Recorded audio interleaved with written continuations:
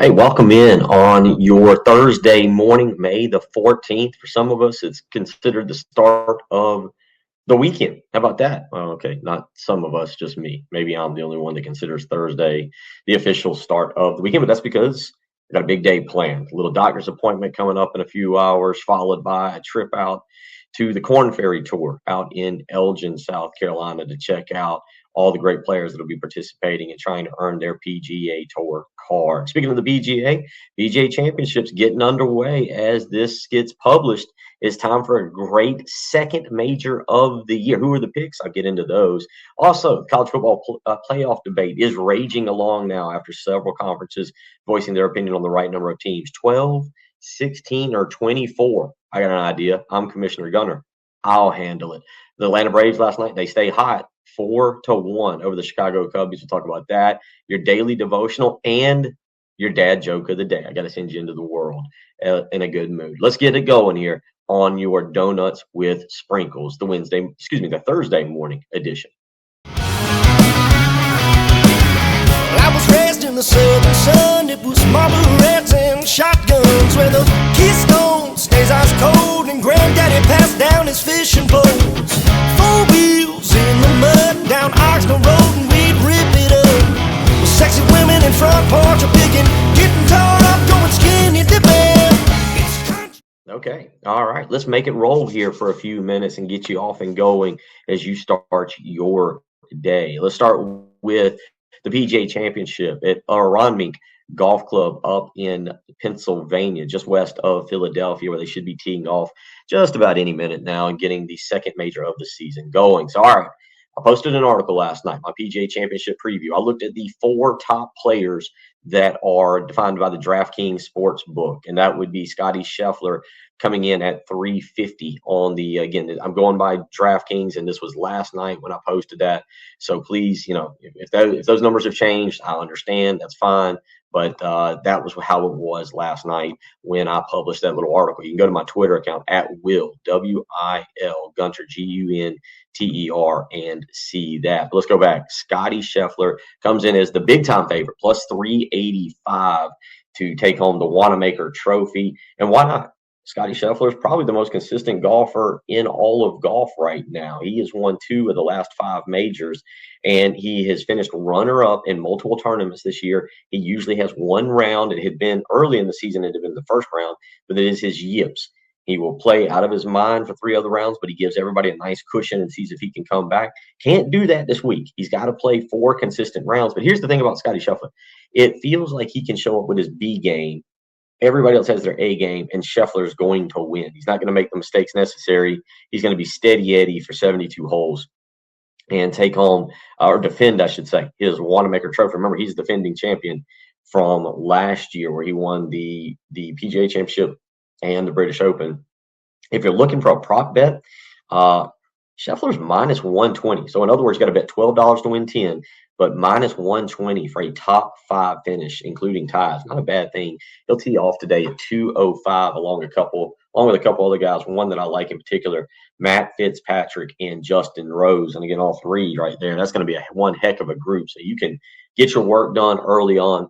Get home about 3 o'clock, maybe. I don't know. Maybe something happens. You got to get out of the office a little early, get to this establishment of choice or to the house, put on some burgers or something, start watching the PGA Championship. And at 205, you've got Matt Fitzpatrick, Justin Rose, and Scotty Scheffler. One heck of a group there. Behind him is, of course, Roy McIlroy, the defending Masters champion, 2-time Masters champion. And how about this? McIlroy and Scheffler, because of how things have played out, have won 4 out of the last 5 majors. J.J. Spaun, the other winner in that. And I'll tell you, the difference with Roy McIlroy right now is the fact that he seems confident in himself. He believes in who he is. And he's talked about it this week. I've watched the press conferences about not really knowing what his next goal, what his purpose in golf was after winning the career Grand Slam last year. And he mentioned that afterwards. He kind of bumped and plodded along and kind of was figuring things out, was handling the media and his kids and just all the things that come with life. This year, he's had a renewed sense of energy and purpose. You saw that at the Masters. But my thing is, he's coming into this thing. He's got this disgusting thing on his toe. He pulled a toenail off. I'm going to throw up on this podcast just talking about it. But Rory he's too flaky.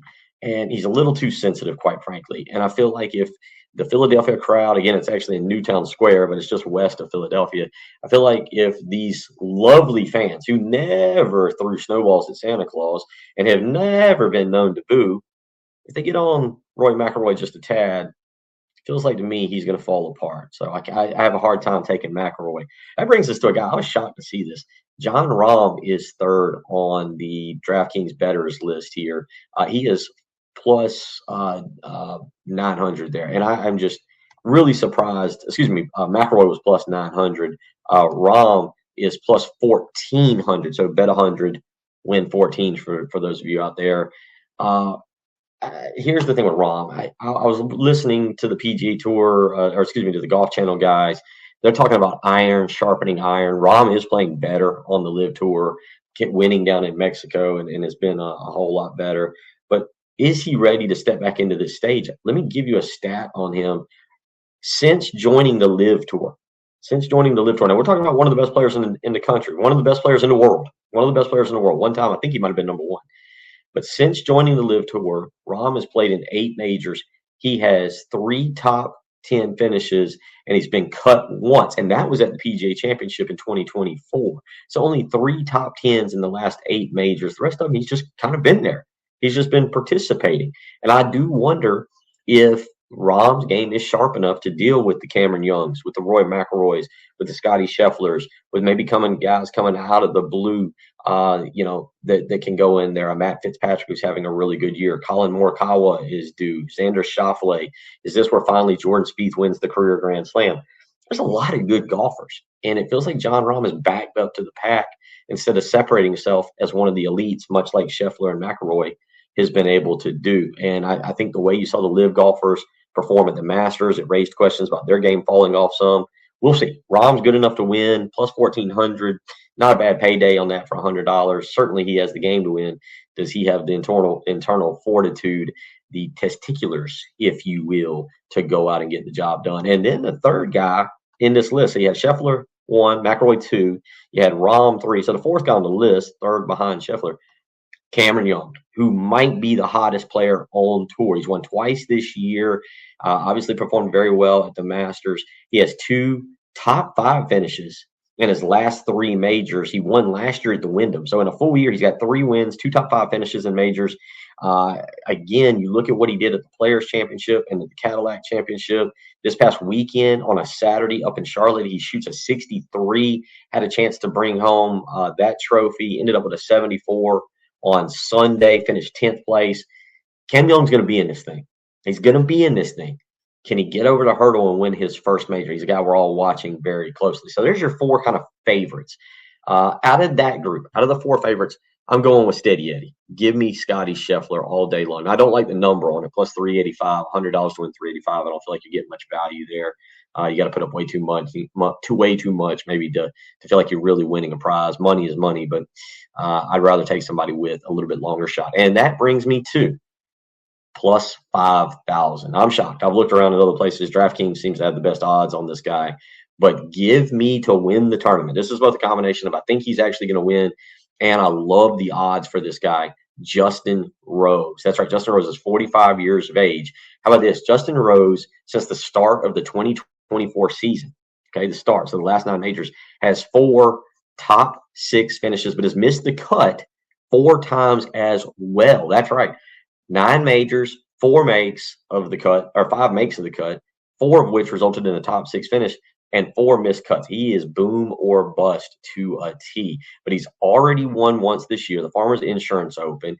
He has actually also won at Aronimink back in 2010, long time ago. My son wasn't even born back there, but he won at Aronimink, the AT&T National over Ryan Moore, won by single stride. So I don't know. The course has probably changed a lot in 16 years, but I do give him that little edge there as well. So give me Justin Rose. I'm going with the 45-year-old. He's due. He's got 1 major under his belt. He's due for another one. He's going to get another one. I'm calling it to be this week where the Englishman gets himself another major. Also had a top 3 finish over at the Masters. So he's playing well. He is certainly playing well enough to collect himself another major trophy. So there is my PGA Tour picks, PGA Championship picks for the weekend is my Morning Sandals morning loafers slide right off my feet, leave my feet cold and freezing.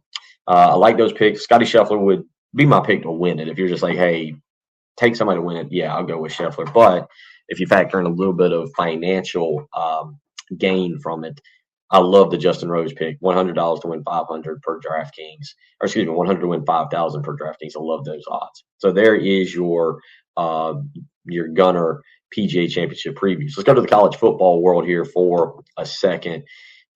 12, 16, or 24. I'm going to get more into this later. I'll be back on the radio on Friday, so I look forward to seeing y'all tomorrow and talking with you then. I have been a proponent of 12. I love 12.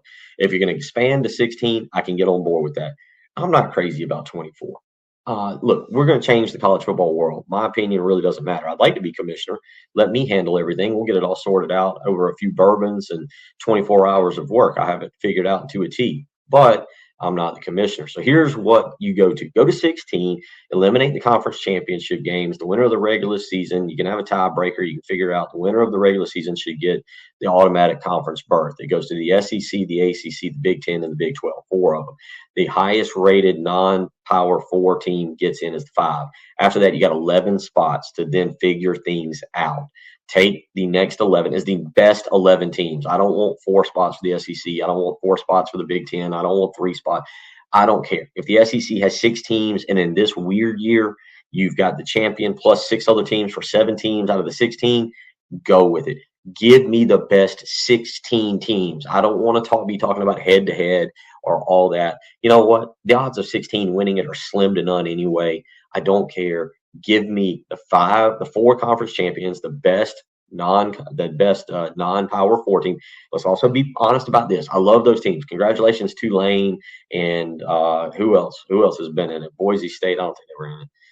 James Madison. It was Tulane and James Madison this year. You don't have a chance. You don't have a chance. I'm sorry. You don't have a chance. Go play at the lower level for a chance. So it's great that you can compete. I'm thrilled that you get some money out of it too. I'm glad you get the publicity. Cool. You got blown out. You're gonna get blown out again. This isn't for you. It's for the big boys. You're not a big boy. Not in these circumstances. Get out of here with that. Give them one chance. Give the best team a bid. Let them be the 16 seed or I don't know something. Let them get blown out in the first round. Let's move on and get away from the group of 5 teams. I love Coastal Carolina. I'm pulling for Ryan Beard, but we're not going to the playoff, and we're running through teams and getting the championship game. That Cinderella will never make it. Both slippers taken, thrown away, and Cinderella sent back to being a maid at some poorhouse. Not happening. All right, that's not happening. All right, there's your college. Well, I say 16. 24 is too much. We'll talk more about that coming up soon, though. If I had to pick, I would go 16, then 12, then 24. The one thing we are talking about here is what are we doing with conference championship games? And I think the elimination of conference championship games is coming, or they decide the final 2 teams from your conference as a play-in game. That's something else I would love to see and bring back some meaning, almost as a first-round game for the conference affiliations and getting one more team in. So that's my opinion on that. Last night, Atlanta Braves win 4-1 over the Cubs. Guys, ladies, everybody, whoever is watching, these cats are hot, man. They're good. I mean, this is a very good. It's not the end of May. Things can happen. They're bound to fall apart. Just wait for it. You might be right. Baseball's long. It's a funny season. I don't know what to tell you. Right now, they're not falling apart. Right now, they're getting better. They're getting healthier. You get Strider back. You get the shortstop back. Schwallenbach will be back, I think, in August. You got guys back in your 30-13. You are cruising. You have a run differential of 93 runs. That is the best, really, and not even close, by the way. A run differential of plus 93 in the overall, but in the National League, the next closest team, Dodgers, plus 59, and the Dodgers are on a 4-game losing streak. Thank you, started by the Braves. Plus 93 in run differential, 237 runs scored. That leads the National League in runs scored, 144 given up. You want to know what that leads? The National League in runs against.